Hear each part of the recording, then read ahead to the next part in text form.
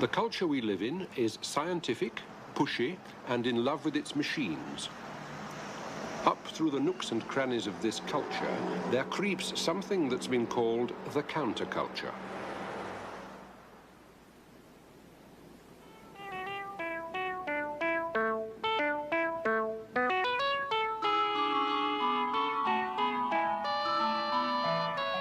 This is community-supported public radio, KQED FM in San Francisco.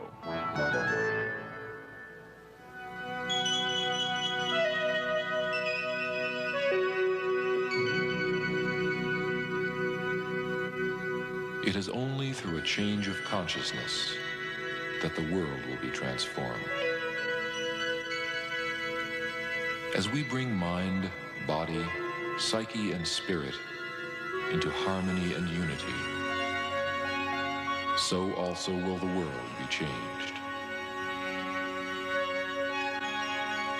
This is our responsibility as we create and explore new dimensions of being.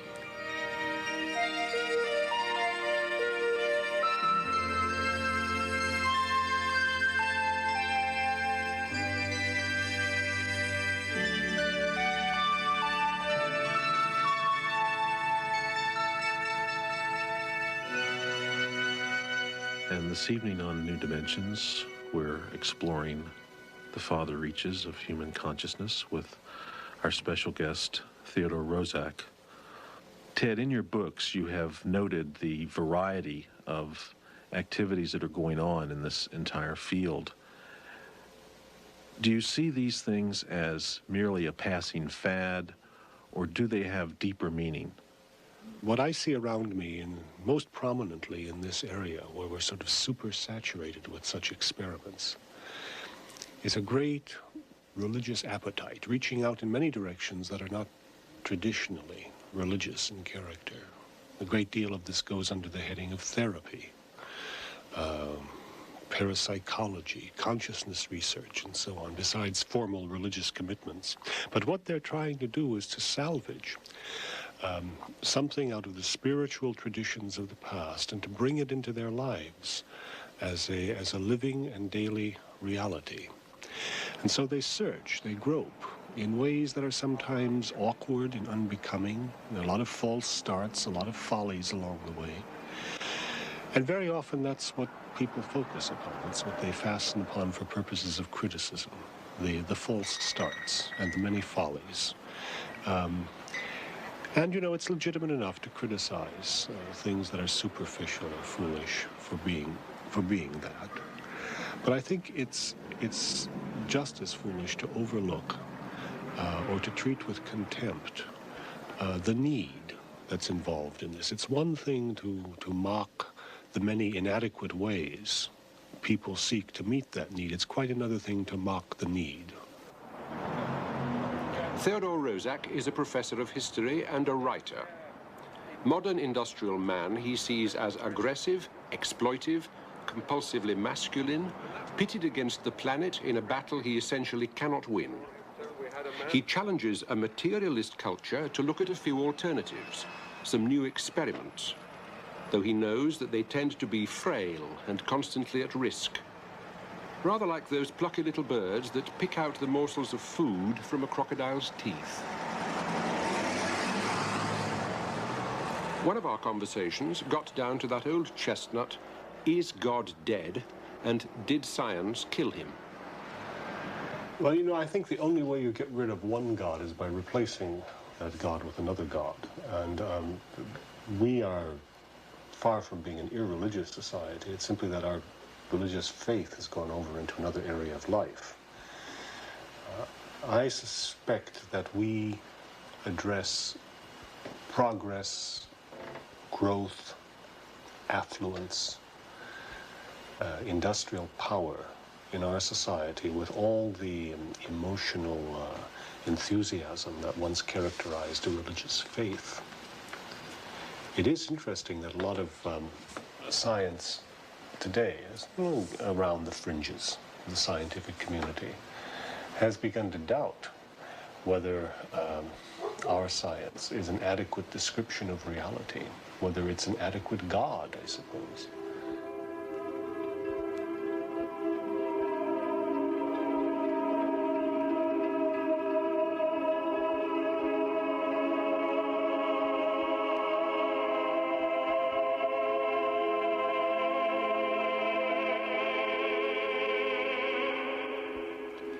This is the 2-mile-long linear accelerator at Stanford University.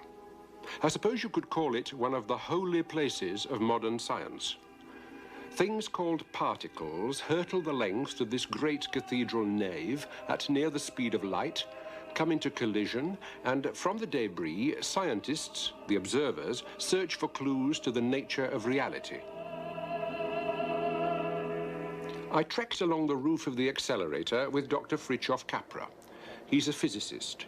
In his writings, he tries to relate some of the insights of modern physics to what are called, in the religious traditions, mystical insights.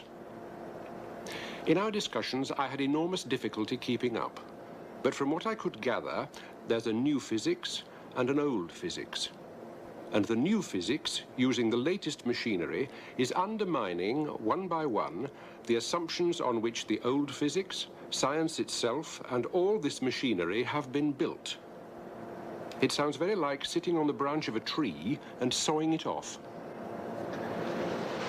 Just help me.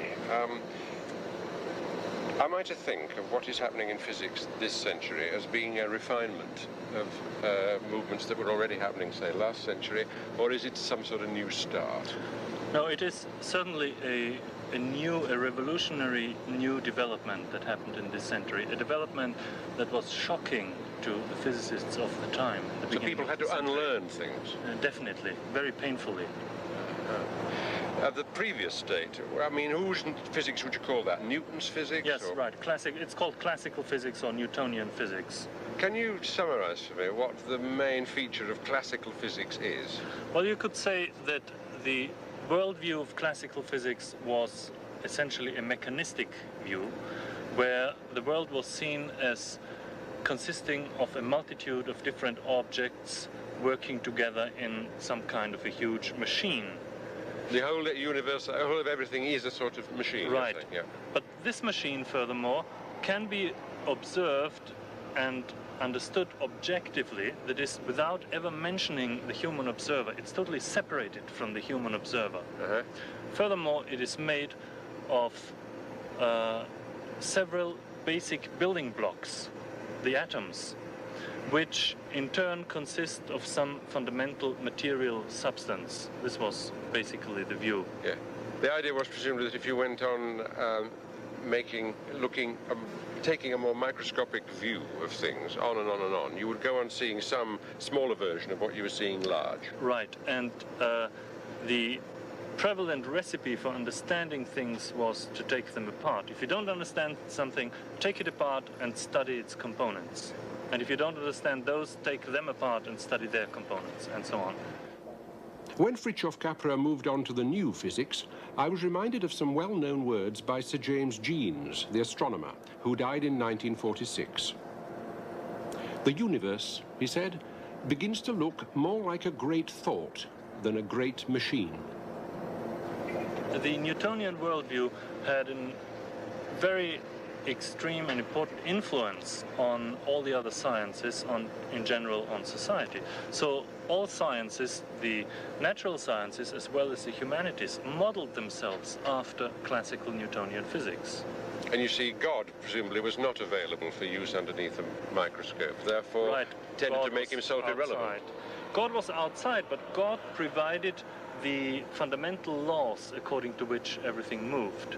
But you can understand how in a society which works this way, although Newton may have had God providing the material, people who were using microscopes themselves as observers would make God totally irrelevant. Right, this is factual. Could you illustrate in what ways you think it's possible that a change may happen in our thinking, in our society, because of the revolution in physics this century? Well, you see, this is indeed what I think is going to happen. I think that the impact of the new physics will be extremely important for the other fields of science and for society. You see, the new physics, the worldview of 20th century physics is not mechanistic, but rather can be called an organic view, or a holistic or an ecological view.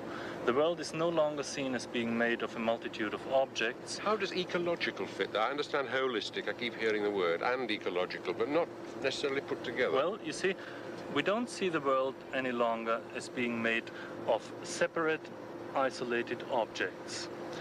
The world, the universe of the modern physicist is an ongoing and ultimately indivisible process. This process shows patterns. The patterns are molecules, atoms, particles. But the patterns cannot be understood as isolated physical entities. The only way to understand them is through their interconnections to the whole. So the universe is fundamentally interrelated, and every part of it can only be understood through its interrelation, through its relation and connection to the whole. This is why it is ecological, because the way how everything hangs together determines the property of each part. What Fritjof seems to be talking about is a change in the way you experience the world. The difference is as radical as saying, on the one hand, here are separate people in separate cars going over a single bridge into a fragmented city, and I, separate myself, can stand apart and observe them. And on the other hand, you, I, the leaves, the cars, the shared ideas and the shared fears of mankind are part of one indivisible process. Separateness and indivisibility. That's the paradox I carried with me for the rest of this journey. Perhaps you too were taught at school that once the Earth was considered to be the center of the universe. And then came Galileo, who demonstrated that the Earth moves round the sun. Since then, the cosmos has seemed to expand, and we've all become more and more microscopic. But there's a counter-thought very near the surface here that says that if I see the sun rise there and set there, and the stars move as I see them move, I am the center of my universe, and you are the center of yours. And it's in the interests of nobody, except those who would fill us with fear, to swirl us out somewhere on the perimeter. This view doesn't exclude God for those who worship God, nor does it include God for those who don't. With safeguards to stop us getting above ourselves, it's a perfectly modest statement about where each one of us stands.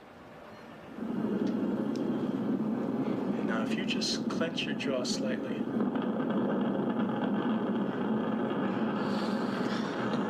It's an earthquake.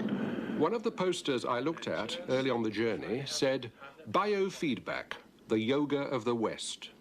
Well, I'm not sure about that, but it's certainly a way of learning about yourself. Okay, and let it go. Good. Kenneth Pelletier trained as a medical doctor. He explores Oriental traditions, he meditates, he works with biofeedback machinery. Here I've had pads to register tension in the jaw muscles. I could have had a headband to monitor my brain waves. Amazing. What are they? Are they all for the same thing? Seen from one point of view, biofeedback happens to us all the time without machinery. Usually, when we blush, we know we are blushing. But there are other reactions, less obvious. Variations in the body waves, skin and muscle tension. All of them tell a story. The machinery allows us to observe in ourselves what would otherwise be hidden. It isn't a medicine. It doesn't in itself change your situation. It reflects your situation. And from there, by paying attention, you can perhaps help yourself. If you had migraine headache, which is an abnormal distribution of blood flow, you could learn how to alter the blood flow to other parts of your body and alleviate the migraine headache. So, what sort of meditation have you done, or have you moved from place to place? I think over the last 7 years, I moved from, began doing a basic Zazen meditation for about 2 or 3 years. And after that, I became increasingly interested in a Tibetan meditation. And that's a system that I pretty much have adhered to this point in time.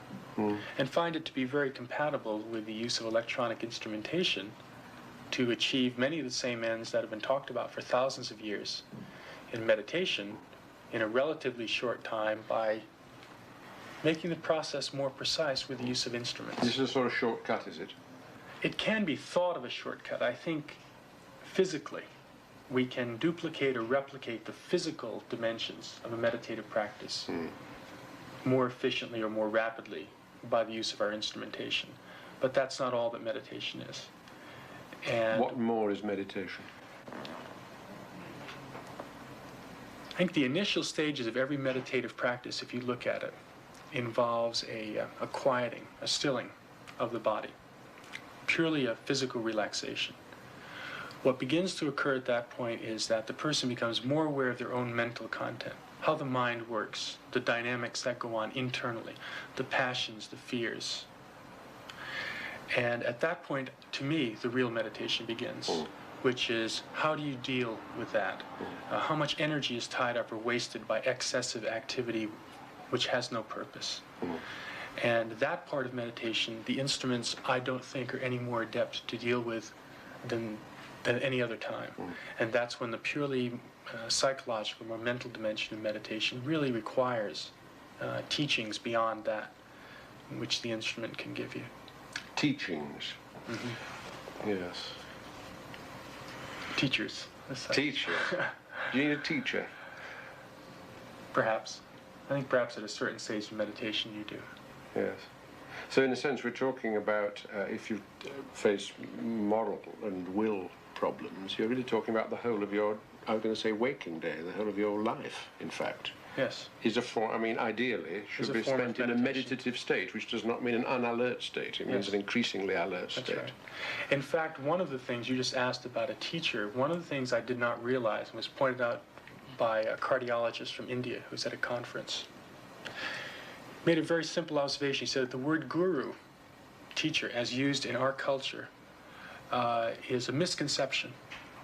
That the word guru, in fact, in India, means teacher, but it's a temporary ascription to any other person who reminds you of a higher aspect of yourself. What that implies is that anyone could be your guru. You could be my guru right now. You could perhaps ascribe that to me right now. Yeah. And what it does is it allows you to look at your life as a series of living lessons. Every person, every event, these instruments, as potential teachers. Yeah. Any time that they remind you of some aspect of yourself which is higher than you would ordinarily function, is your teacher. That's very nice. It reminds me of a Zen story I read about a monk who had given away everything, except his begging bowl. And he walked over a little stream, and he dropped his begging bowl on a rock, and it broke. And he said, "That's my last guru." Perfect. I think that's marvellous. So Same nothing, idea.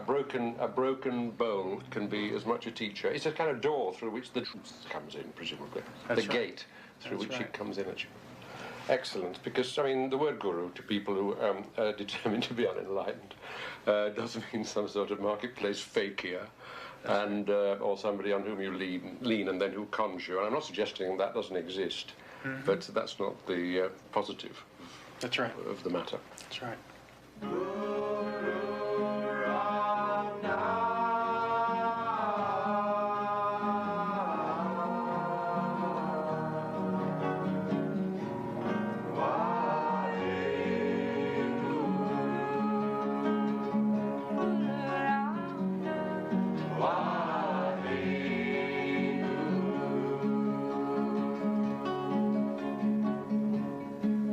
There's a distinction I learnt on this trip between California, the home of orange juice and the linear accelerator, and California land, which I've heard described as a state of confusion mixed with the raw hunger for transcendence.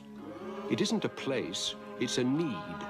For some, this confusion needs external control. For some, this control is best found in an Eastern religion.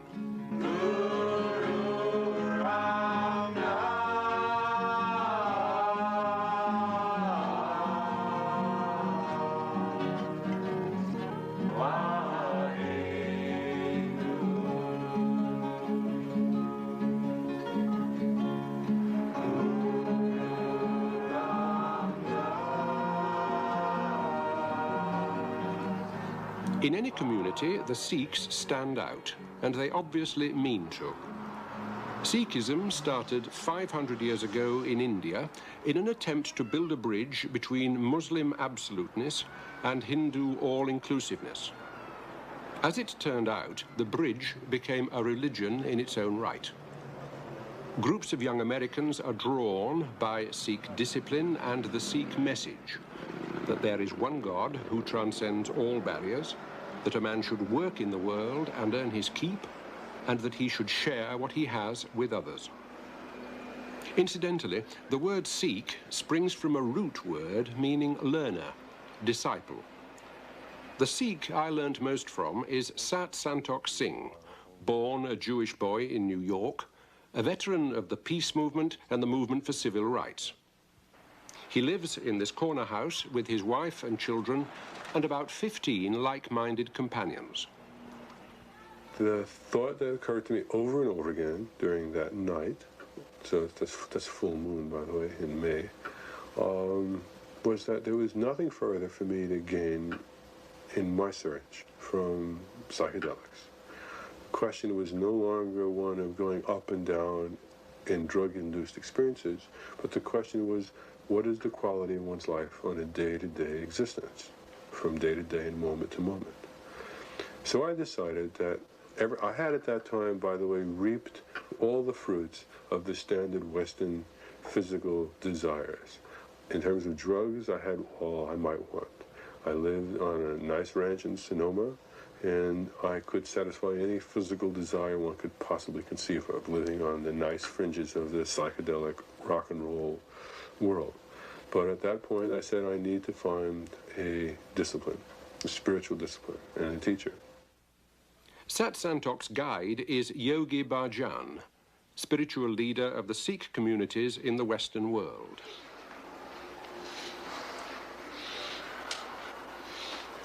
The day starts at 4:30 in the morning with 2.5 hours of yoga exercises, chanting, meditation, and worship. After that, they go to work.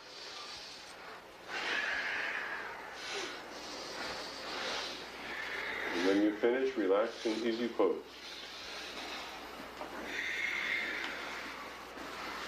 Eyes closed. This particular group runs a house painting firm, and some of the members also go out and teach meditation and yoga. Inhale up and exhale down.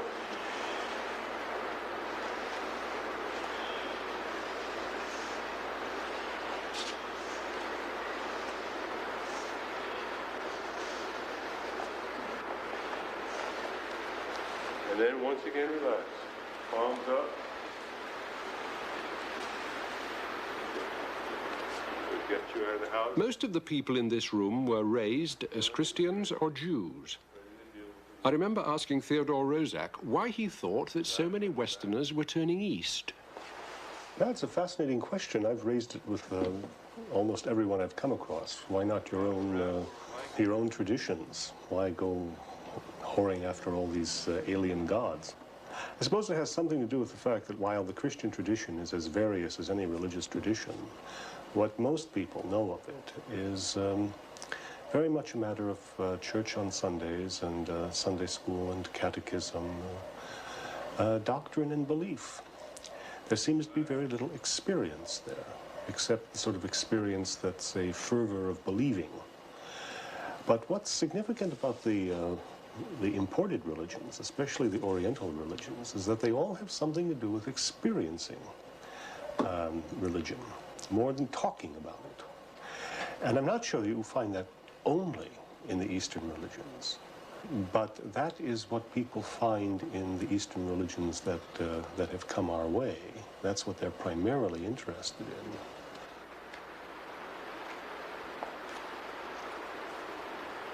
You can really work on somebody's head by working on their feet. Is that right? That's right. You can massage their feet. Or the foot acts like a map of the body, and it corresponds to all the internal organs as well as the body functionings. And by giving what's known as a foot massage, which is one of the things that we teach in our classes, you can, in fact, at least it's said that you can massage the internal organs. of the body so that they can begin to regenerate themselves and heal themselves. And is this because of presumably, I mean, a whole history of an animal developing by balancing itself entirely on these things, which therefore are kind of almost plugged into the earth like a PowerPoint? Is that right? The earth is the mother in that sense. The earth is that which we derive the energy from.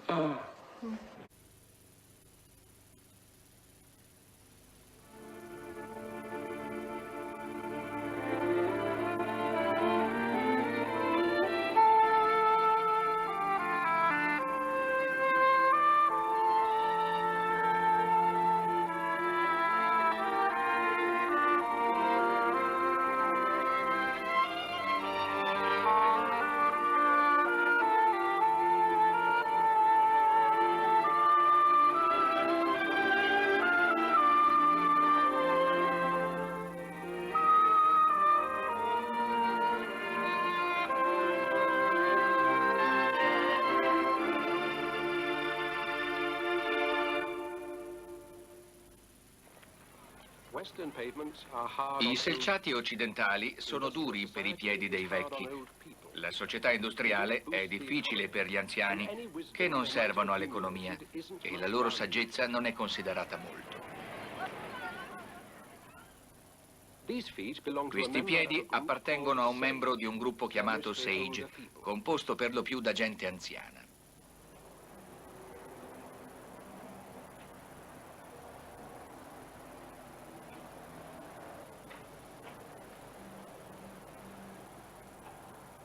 Sage è frutto di un'idea della dottoressa Geiger-Lewis, una psicologa che incominciò la sua professione come psicologa dell'età evolutiva e ora si interessa di processi evolutivi negli anziani.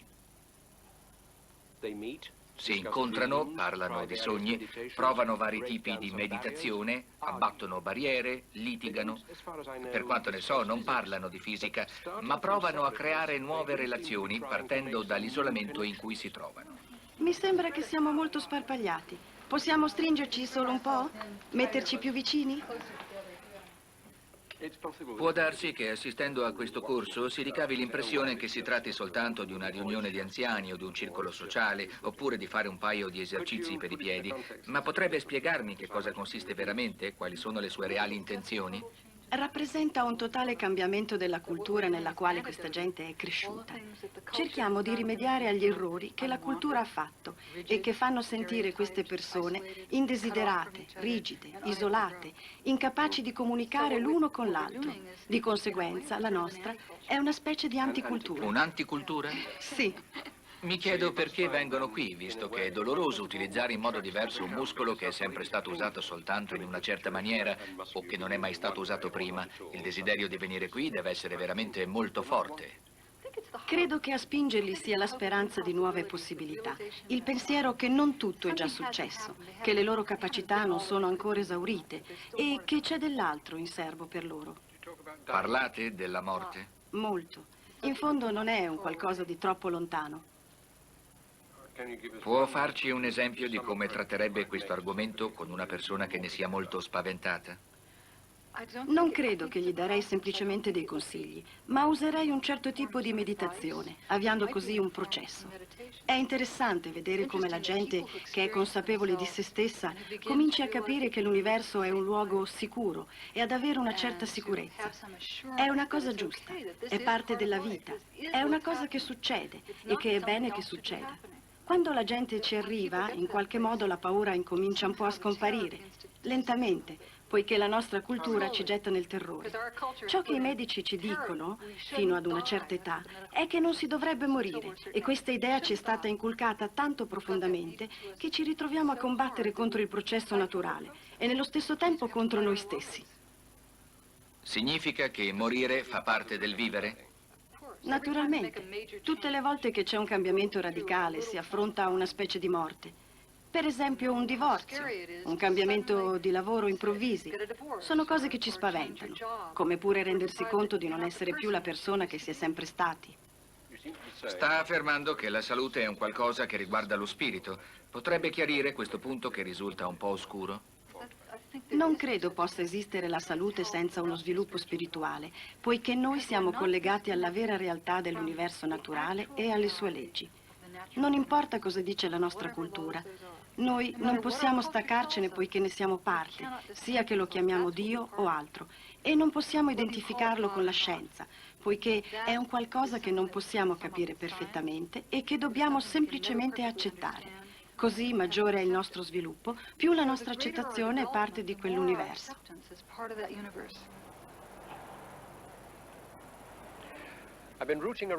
Sfogliando il vocabolario ho scoperto che gli aggettivi inglesi healthy, sano, e holy, santo, hanno la stessa radice etimologica dell'aggettivo whole, che significa intero.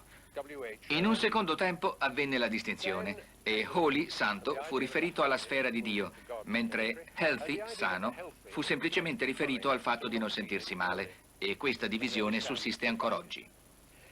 Se voglio esprimere con una frase il modo di sentire di molte persone che ho incontrato qui, devo dire che hanno il desiderio di prendere coscienza di questa spaccatura e di sanarla. Di modo che, ancora una volta, ciò che è sano possa essere intero e ciò che è santo possa essere intero. Di conseguenza, ciò che è sano può essere santo. Eppure, non so, volo in America con un jet, guido la macchina. Vivo in città, uso delle apparecchiature per girare un film che sarà visto da gente che io non vedo. Tutti questi frammenti di una vita del XX secolo intrappolati nella celluloide e sbattuti a far parte di un incerto festeggiamento in onore dell'interezza.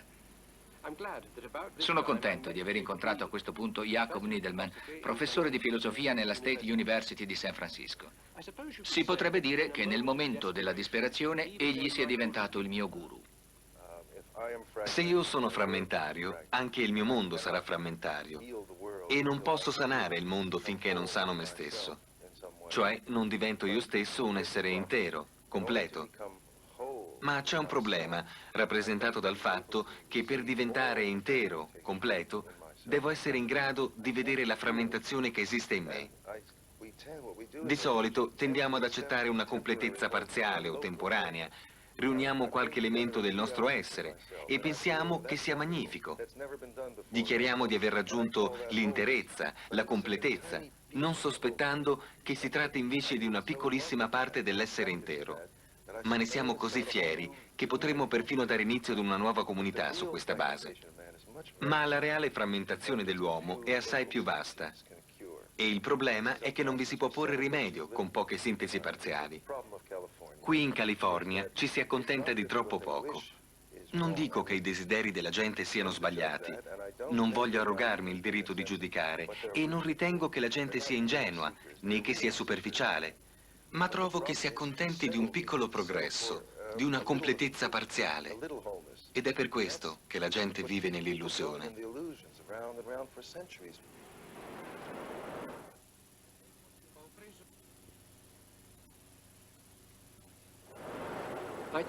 Ho preso a cuore le parole di Jacob Needleman riguardanti la California, poiché sento che riguardano anche me. Ma come si fa a smettere di accontentarsi di troppo poco?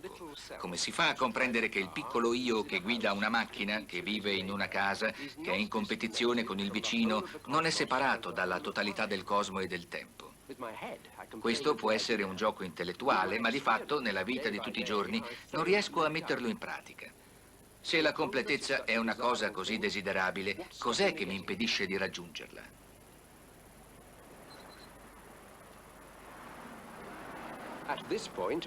A questo punto Theodore Roszak mi raccontò di una serie di esperimenti molto semplici fatti a San Francisco da un gruppo di persone che intendono recuperare una qualità umana che sentono di aver perso. Demistificazione può essere un vocabolo di culto, ma indica un bisogno reale e una possibilità reale. La demistificazione fa parte del processo di recupero di una dimensione umana. Allora è gente che, per esempio, fa da sé i lavori idraulici, i lavori elettrici. Proprio così. Fanno tutto da soli. Terapia, guarigioni, costruzioni. È un tentativo di riportare la città, l'intera civiltà, a una dimensione nella quale si sentano a proprio agio. Una dimensione a cui sentano di appartenere.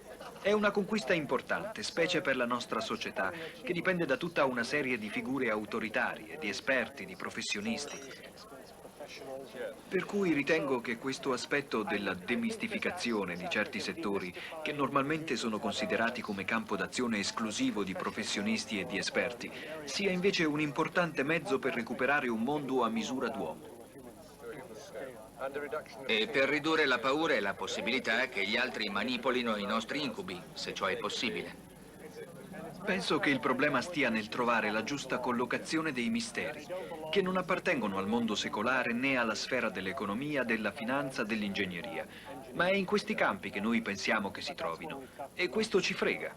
Pensiamo di vivere un'esperienza che non è tale, che poi diventa mistificazione, e quindi un'esperienza non autentica.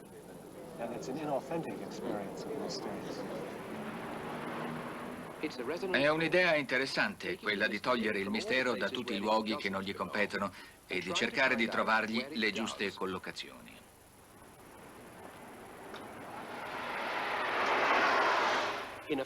Ho sentito una frase nel negozio della Baia di Cooperative Auto secondo la quale le macchine sono la causa della nevrosi della società industriale.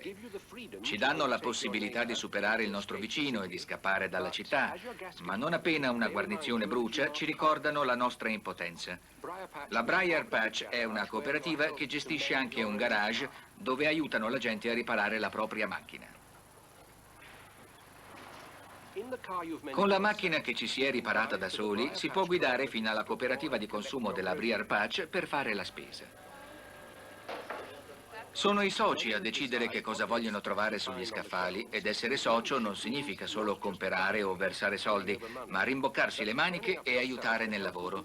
Significa scoprire i misteri della vendita all'ingrosso e al dettaglio.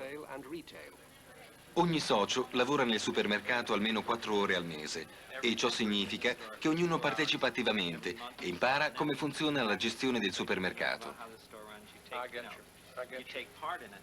La gente si sente molto coinvolta in un supermercato.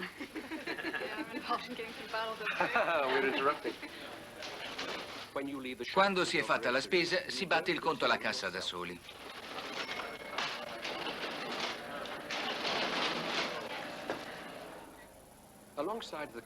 Oltre all'attività del garage e del supermercato, si fanno anche dei tentativi di riappropriarsi di un pezzo di terra e di imparare a vivere dei suoi frutti. Ad esempio qui, in un quartiere piuttosto ricco della periferia di San Francisco, John e Betsy Gibbons insegnano ad allevare una capra. La capra è comoda in quanto è un animale piccolo e si può tenere facilmente in un cortile. Non dà una grandissima quantità di latte, forse qualcosa più di 6 litri al giorno, una quantità che una famiglia può riuscire ad utilizzare contrariamente alla quantità di latte che dà una mucca. Questo sacco è tutto pieno di latte. Per mungerla bisogna stringere bene così, con 2 dita, e poi spremere con le altre dita. Se non si chiude bene qui, quando si spreme, il latte ritorna nel sacco. Vuole provare? Pensa che la capra si arrabbi? Può darsi.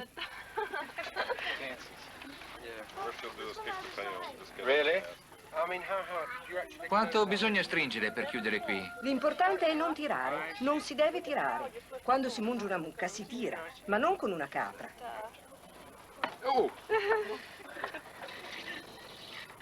Non sono molto bravo. Ci vuole un po' di pratica. Torna indietro molto velocemente, vero? Mi pare quasi di fargli male. Continuo a preoccuparmi per la capra. Non si preoccupi della capra, è molto robusta. Mi sembra incredibile che soltanto 2 generazioni fa una delle occupazioni quotidiane di mio nonno fosse proprio questa, che per me si sta rivelando una vera impresa.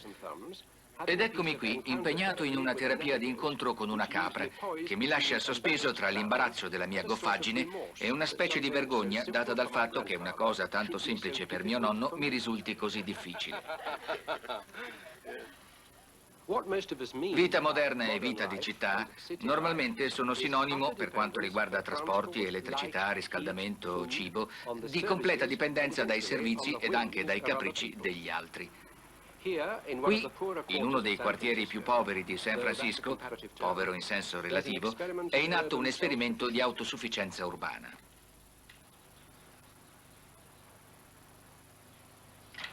Il giardino, che non è molto grande, è organizzato in modo da fornire il cibo per una famiglia per tutto l'anno.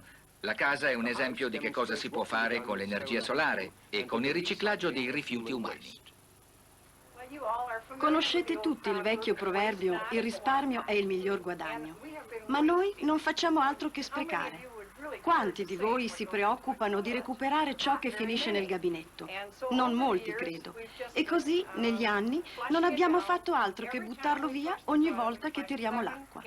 Più di 30 litri di acqua ogni volta. Ma qui abbiamo installato un gabinetto per la trasformazione dei rifiuti organici e dopo 2 anni possiamo estrarre il concime pronto per il giardino.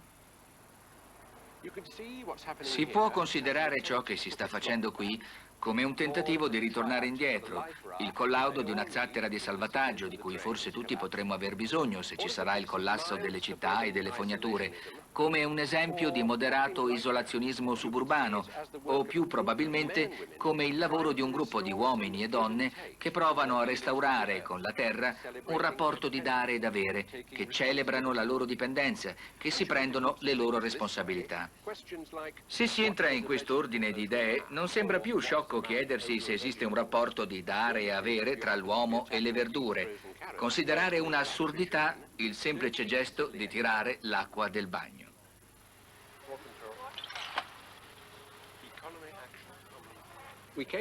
Siamo venuti in California chiedendoci come sarebbero stati gli dei del XXI secolo e se fossero già arrivati. Ma stranamente ci siamo ritrovati di fronte al culto del fai da te e a piccoli accorgimenti. Forse in una società come la nostra, che è arrivata a un livello estremo di frammentazione, la via della salvezza deve incominciare da un qualcosa di semplice.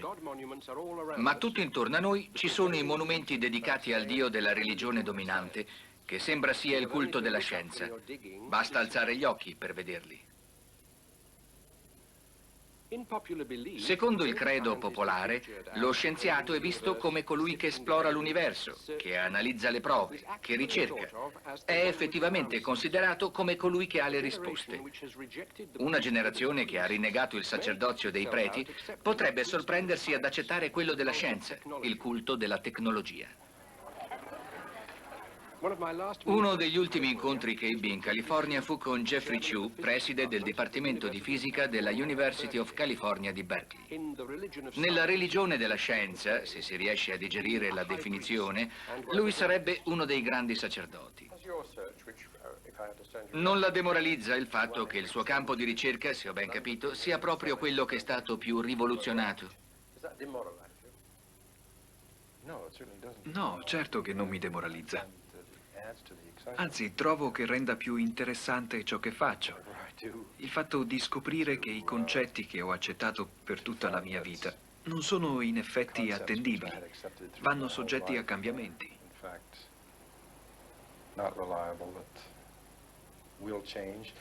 Ciò che trovo demoralizzante è il pensiero che non vivrò tanto a lungo per assistere ai prossimi sviluppi di questo settore. E questo mi dispiace. È un problema singolare quello del rapporto tra la durata della vita umana e il processo di evoluzione delle idee.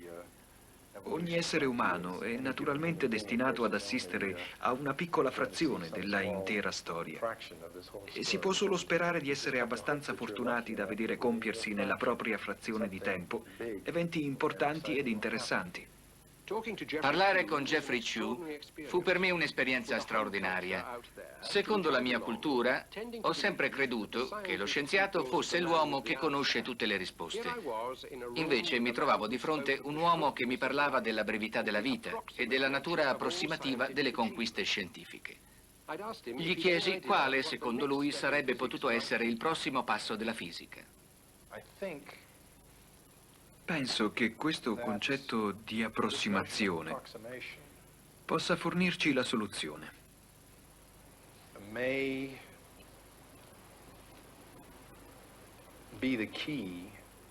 Se io dovessi scegliere una strada per uscire dai nostri numerosi paradossi attuali, sceglierei quella che ci fa rendere conto in modo esplicito dell'importanza dell'approssimazione.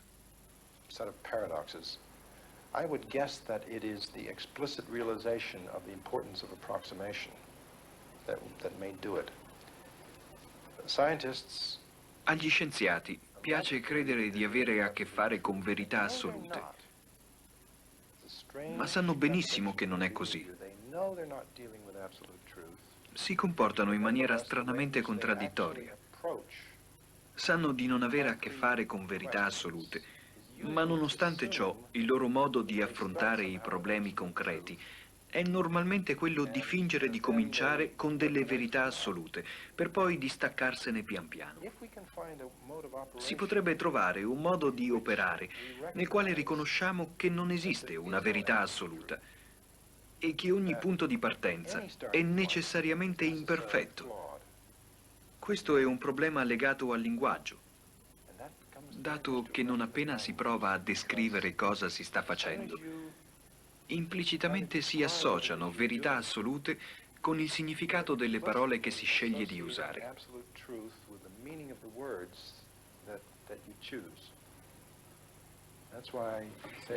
Ecco perché torno a dire che si tratta di un problema di linguaggio. Penso che il problema di imparare ad affrontare la scienza accettando l'approssimazione come una inevitabile limitazione di base sia strettamente collegato alla necessità di trovare un nuovo linguaggio. Posso chiederle di chiarire una cosa? Quando dice che non c'è una verità assoluta, intende dire che non esiste una verità assoluta che noi possiamo comprendere completamente. Definendo la verità assoluta, lei la limita. Esatto, giusto. Uso queste parole rimanendo nel contesto del nostro linguaggio di adesso, che inevitabilmente si basa su questa idea di obiettività. Se un giorno avremo un linguaggio totalmente nuovo, allora anche il concetto di verità avrà un significato completamente nuovo. E a quel punto cominceremo da capo. Finalmente credo di capire. Se troveremo un nuovo linguaggio, ciò che avremo sarà una nuova approssimazione alla verità. Ma poi forse quella che era solo una nuova approssimazione, col tempo diventerà tanto importante da essere venerata come la sola e intera verità, l'unica risposta. Così forse tra 400 anni ci sarà bisogno di una reincarnazione di Isaac Newton o di Geoffrey Chew, per ripeterci di nuovo che la nostra verità umana è solo approssimativa. Un uomo al quale mi sono spesso rivolto nei momenti difficili è Jacob Needleman. Ci piace la stessa poesia, Dover Beach, scritta 100 anni fa da Matthew Arnolds. Una strofa paragona il riflusso del mare con la fine della religione. Ho chiesto a Jacob Needleman il suo punto di vista sulla marea. Il mare della fede si è ritirato per sempre oppure la marea sta cambiando? La sua risposta fu positiva e negativa insieme. L'aspetto positivo consiste nel rifiuto di vecchi cliché, di dogmi congelati, di cose che non stimolano un vitale interesse nella gente. Il lato positivo è la ricerca, quello negativo è la scoperta. Penso che bisogna considerare la cosa in questo modo. È la ricerca che qui in California è tanto stimolante. E l'aspetto che più incuriosisce è proprio il fatto che la gente sia instabile e cambi facilmente. C'è l'aspetto negativo che ho detto, ma dietro c'è questo lato positivo, rappresentato dalla ricerca stessa, che per me è l'anima della vita. La gente dice, voglio qualcosa che funzioni, che davvero significhi qualcosa. Quando la gente incomincia a trovare e a costruirsi su misura la propria religione, allora tutto diventa piuttosto superficiale e non molto promettente.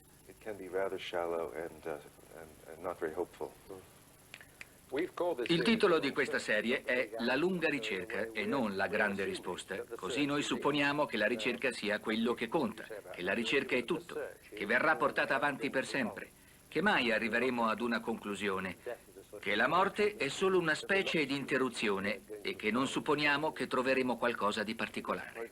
Penso che sia più o meno così. Credo che l'uomo sia più vivo quando ha dei problemi. Quando la sicurezza gli viene portata via, allora entra in ballo una specie di intelligenza di mente e anima, che consiste in un diverso livello di coscienza, di esperienza. Così, in questo senso, la religione è nella sua essenza una ricerca, deve sempre essere una ricerca. L'idea della ricerca è alla base del concetto cristiano di umiltà ed è presente in molte tradizioni, per cui ritengo che il titolo che avete scelto, La lunga ricerca, sia molto appropriato. Il problema è che tale ricerca diventi più profonda, non solo più lunga. problem is to make it deeper, not just longer, but a deeper search. Così, quando questi giovani, questi cercatori, troveranno una guida spirituale, si potrà dire che è realmente una guida solo se approfondirà la loro ricerca, invece di dar loro risposte e soluzioni ai problemi. Instead of giving them answers and solutions to the problems.